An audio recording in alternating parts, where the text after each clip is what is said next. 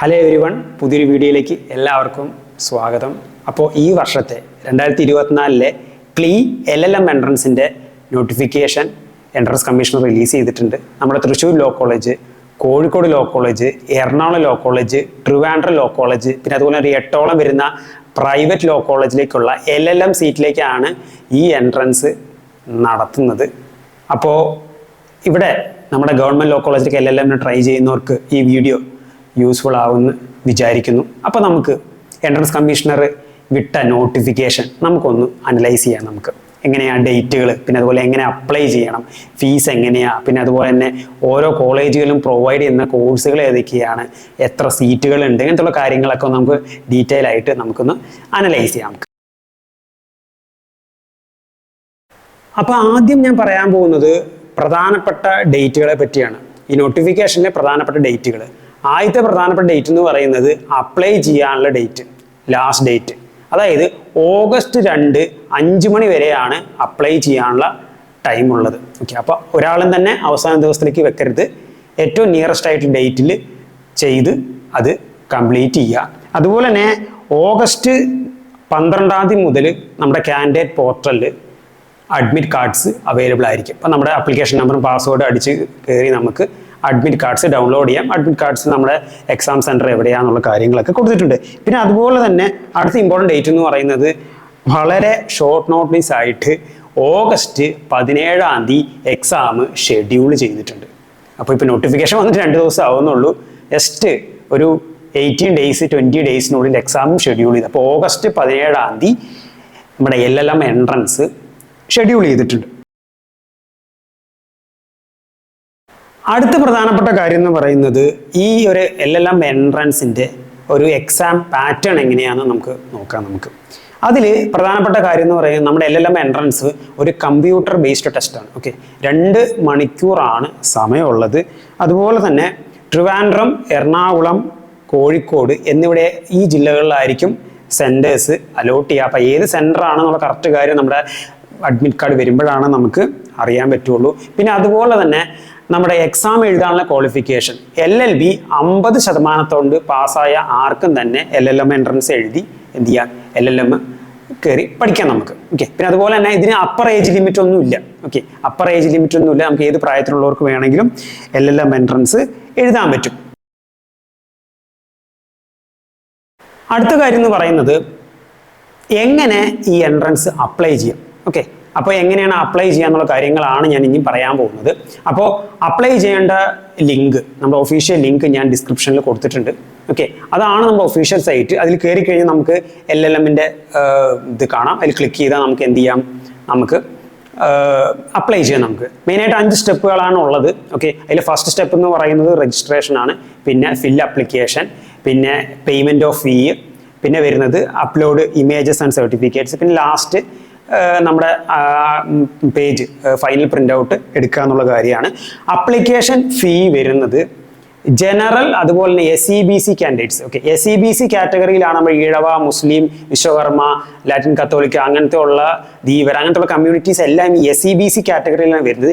ജനറലും അതുപോലെ തന്നെ SEBC കാറ്റഗറിയിലെ സ്റ്റുഡൻസിന് 840 രൂപയാണ് ആപ്ലിക്കേഷൻ ഫീ.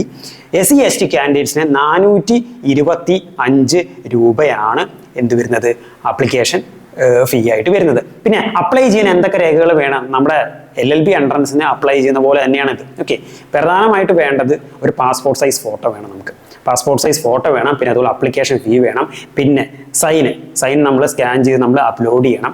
പിന്നെ അതുപോലെ തന്നെ നമ്മുടെ ഏജ് തെളിയിക്കാനുള്ള ഒരു പ്രൂഫ്. ഓക്കെ, അത് ഒന്നെങ്കിൽ നിങ്ങളുടെ SLC സർട്ടിഫിക്കറ്റ് വെക്കാം. ഓക്കെ, അല്ലെങ്കിൽ നിങ്ങളുടെ ഡേറ്റ് ഓഫ് ബർത്ത് സർട്ടിഫിക്കറ്റ് വെക്കാം. പിന്നെ വേണ്ടത് നമ്മുടെ നേറ്റിവിറ്റി പ്രൂവ് ചെയ്യാനുള്ള സർട്ടിഫിക്കറ്റ്. ഓക്കെ, നേറ്റിവിറ്റി പ്രൂവ് ചെയ്യാൻ ഒന്നെങ്കിൽ നിങ്ങൾക്ക് പാസ്പോർട്ടിൻ്റെ റെലവൻറ്റ് പേജ് വെക്കാം, അല്ലെങ്കിൽ സ്റ്റേറ്റ് സിലബസിലാണ് SLC കംപ്ലീറ്റ് ചെയ്തെങ്കിൽ അത് വെച്ചാൽ മതി. ഇതും രണ്ടും ഇല്ലെങ്കിൽ നിങ്ങൾക്ക് എന്ത് ചെയ്യാൻ പറ്റും, ഡേറ്റ് ഓഫ് ബർത്ത് സർട്ടിഫിക്കറ്റ് വെച്ചാൽ മതി. ഇനി ഇത് 3ഉമില്ല, ഇതില്ലെങ്കിൽ നിങ്ങൾക്ക് വില്ലേജ് ഓഫീസിൽ പോയ village officer nativity certificate issue ചെയ്യും. അപ്പോൾ ഈ പറഞ്ഞ 4 ഏതെങ്കിലും ഒന്ന് വെച്ചാൽ മതി. പിന്നെ വെക്കേണ്ട അടുത്ത ഇമ്പോർട്ടൻസ് കാര്യം എന്ന് പറയുന്നത് നമ്മുടെ റിസർവേഷൻ സർട്ടിഫിക്കറ്റുകളാണ്. ഓക്കെ, റിസർവേഷൻ സർട്ടിഫിക്കറ്റ് എന്ന് പറയുമ്പോൾ പ്രധാനമായിട്ട് ജനറലിൽ പ്രത്യേക റിസർവേഷൻ ഒന്നുമില്ല. പക്ഷേ ജനറലിൽ തന്നെ EWS കാൻഡിഡേറ്റ്സ് ഉണ്ട്. ആ EWS കാൻഡിഡേറ്റ്സ് EWS സർട്ടിഫിക്കറ്റ് വെച്ച് കഴിഞ്ഞ് കഴിഞ്ഞാൽ EWS റിസർവേഷൻ കിട്ടും.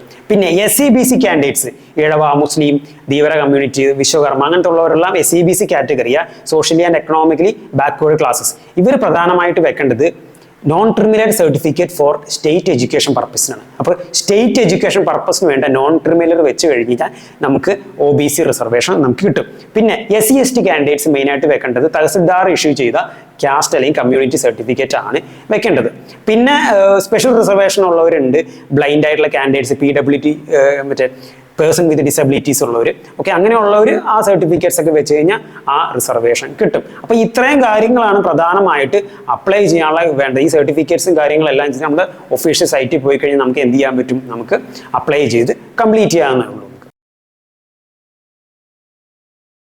അടുത്ത നമുക്ക് ഏതൊക്കെ കോളേജുകളാണ് നമ്മുടെ ഈ LLM എൻട്രൻസിന് കീഴിൽ വരുന്നത്, അവർ ഏതൊക്കെ കോഴ്സുകളാണ് പ്രൊവൈഡ് ചെയ്യുന്നത്, അതുപോലെ എത്ര സീറ്റുകൾ ഉണ്ട് എന്നുള്ള കാര്യങ്ങളൊക്കെ നമുക്ക് നോക്കാം. പ്രധാനമായിട്ടും 4 ഗവൺമെൻറ് കോളേജുകളിൽ നമ്മൾ ഈ LLM എൻട്രൻസിൻ്റെ കീഴിലാണ് വരുന്നത്.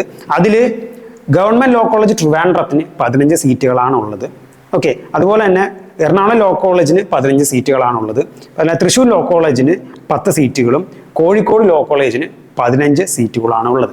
ഓക്കെ, അപ്പോൾ ഏകദേശം മൊത്തം 45 ഏകദേശം 55ഓളം സീറ്റുകളാണ് ഏകദേശം നമ്മുടെ ഗവൺമെൻറ് മെറിറ്റ് സീറ്റുകളായിട്ടുള്ളത്. ഓക്കെ, അപ്പോൾ ആദ്യം ട്രിവാൻഡ്രം ലോ കോളേജിൽ നമുക്ക് കോഴ്സുകളൊക്കെ നമുക്ക് നോക്കാം. അപ്പോൾ ട്രിവാൻഡ്രം ലോ കോളേജിൽ 15 സീറ്റുകളാണ് ഉള്ളത്. ട്രിവാൻഡ്രം ലോ കോളേജ് പ്രൊവൈഡ് ചെയ്യുന്ന കോഴ്സുകൾ കോൺസ്റ്റിറ്റ്യൂഷൻ ലോ, പിന്നെ അതുപോലെ തന്നെ ക്രിമിനൽ ലോ, ക്രിമിനോളജി ആൻഡ് പീനോളജിയാണ്, പിന്നെ ഇന്റർനാഷണൽ ലോ. അപ്പോൾ 3 സബ്ജക്റ്റുകളാണ് അവർ പ്രൊവൈഡ് ചെയ്യുന്നത്. Constitution law, criminal law, criminology and penology, പിന്നെ മൂന്നാമത്തത് ഇന്റർനാഷണൽ ലോ. 15 സീറ്റുകളാണ് Trivandrum law കോളേജിലുള്ളത്.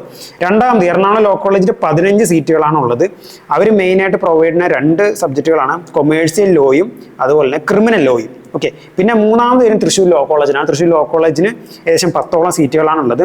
Thrissur law college 2 സബ്ജക്റ്റുകളാണ് മെയിനായിട്ട് പ്രൊവൈഡ് ചെയ്യുന്നത്, അഡ്മിനിസ്ട്രേറ്റീവ് ലോയും ക്രിമിനൽ ലോയും. ഓക്കെ, പിന്നെ വരുന്നത് Kozhikode law college. Kozhikode law college 15 സീറ്റുകളാണ് പ്രൊവൈഡ് ചെയ്യുന്നത്.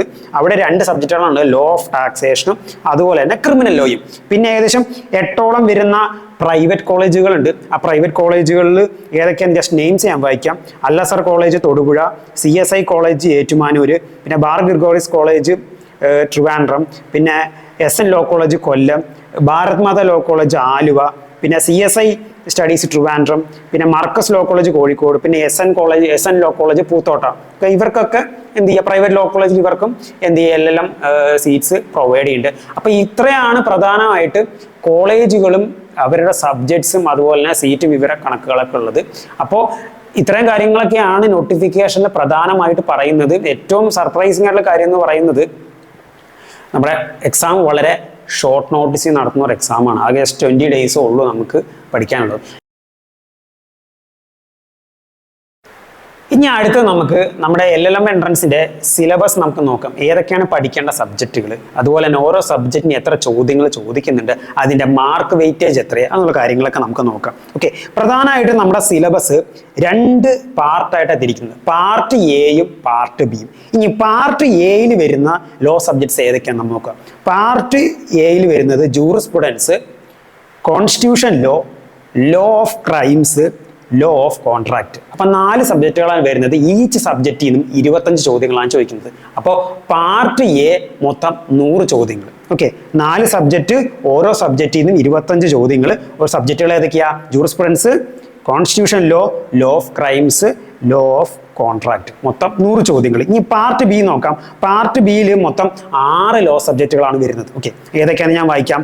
Public international law, administrative law, law of property, company law, interpretation of statutes, law of torts. ഇതിലെ അഡ്മിനിസ്ട്രേറ്റീവ് ലോയും public international ലോയും law of പ്രോപ്പർട്ടിയും കമ്പനി ലോയിനും 20 ചോദ്യങ്ങൾ വെച്ച് ചോദിക്കുന്നുണ്ട്. അവസാനം വരുന്ന 2 സബ്ജക്റ്റുകൾ ഇന്റർപ്രിട്ടേഷൻ ഓഫ് സ്റ്റാറ്റ്യൂട്ട്സും ലോ ഓഫ് ടോട്ട്സിനും 10 ചോദ്യം വെച്ചിട്ട്. അതായത് പാർട്ട് എന്ന് 4 സബ്ജക്റ്റുകളാണുള്ളത്, 25 ചോദ്യം വെച്ച് ഓരോ സബ്ജക്റ്റിൽ നിന്ന് മൊത്തം 100 ചോദ്യങ്ങൾ. പാർട്ട് ബിയിൽ മൊത്തം 6 സബ്ജക്റ്റുകളാണ് വരുന്നത്, അവിടെ 100 ചോദ്യം. അതായത് ടോട്ടൽ പാർട്ട് എയും പാർട്ട് ബിയും കൂടെ ചേർത്ത് മൊത്തം 200 ചോദ്യങ്ങളാണുള്ളത്. ഓരോ ക്വസ്റ്റിനും 3 മാർക്ക് ഒരാണ് തെറ്റുത്തരത്തിന് നെഗറ്റീവ് മാർക്ക് ഉള്ളതാണ്. അപ്പോൾ നമ്മൾ ടോട്ടൽ എന്ന് പറയുമ്പോൾ 600 മാർക്കിലാണ് നമ്മുടെ ടോട്ടൽ വരുന്നത്. അപ്പോൾ ഇത്രയും കാര്യങ്ങളാണ് സിലബസ് ഇനത്തിൽ വരുന്നത്. അപ്പം നമുക്ക് ഏകദേശം 10ഓളം ലോ സബ്ജക്റ്റുകളാണ് നമുക്ക് പഠിക്കാനുള്ളത്. ഓക്കെ, 10ഓളം ലോ സബ്ജക്റ്റുകളാണ് പഠിക്കാനുള്ളത്. അതിലെ ഏറ്റവും കൂടുതൽ വെയിറ്റേജ് കൊടുക്കേണ്ട സബ്ജക്റ്റുകൾ എന്ന് പറയുന്നത് jurisprudence, constitution law, crimes, contract ആണ്. ഈ 4 സബ്ജക്റ്റിൽ നിന്ന് 25 ചോദ്യങ്ങൾ വെച്ച് വരുന്നുണ്ട്. പിന്നെ പാർട്ട് ബിയിൽ വരുന്ന public international law, അഡ്മിന്, law of property, company law, interpretation of statutes, law of torts. ഇതിലെ ഇന്റർപ്രിട്ടേഷൻ ഓഫ് സ്റ്റാറ്റ്യൂട്ട്സും ലോ ഓഫ് ടോട്ട്സും 10 ചോദ്യം വരുന്നുള്ളൂ. ബാക്കിയുള്ള 4 ലോ സബ്ജക്റ്റുകളും 20 ചോദ്യങ്ങൾ വരുന്നുണ്ട്. അപ്പോൾ ഇത്രയും കാര്യങ്ങളാണ് സിലബസ് ഭാഗത്തുനിന്ന് വരുന്നത്. അപ്പോൾ ഇത്രയും ആണ് നമ്മൾ നോട്ടിഫിക്കേഷൻ അനലൈസ് ചെയ്യുമ്പോൾ ഉള്ള കാര്യങ്ങളൊക്കെ വരുന്നത്. ഇനി ഫർദർ ആയിട്ടുള്ള കാര്യങ്ങളൊക്കെ നമ്മൾ ഇനി വീഡിയോസ് ആയിട്ട് നമ്മൾ അപ്ഡേറ്റ് ചെയ്യും. അപ്പോൾ ഈ കണ്ടന്റ് നിങ്ങൾക്ക് ഹെൽപ്ഫുൾ ആയി എന്ന് വിചാരിക്കും. നമ്മൾ ലോ കോളേജിലൊക്കെ പഠിച്ച് കഴിഞ്ഞവരും പഠിക്കുന്നവർക്കൊക്കെ, പിന്നെ അതുപോലെ തന്നെ എല്ലാം പ്രിപ്പയർ ചെയ്യുന്ന ഒരുപാട് പേരുണ്ട്. അവർക്കൊക്കെ ഈ വീഡിയോ യൂസ്ഫുൾ ആണെന്ന് വിചാരിക്കുന്നു. യൂസ്ഫുൾ ആണെങ്കിൽ സപ്പോർട്ട് ചെയ്യുക, ഷെയർ ചെയ്യുക, ലൈക്ക് ചെയ്യുക, കമൻറ്റ് ചെയ്യുക. Thank you.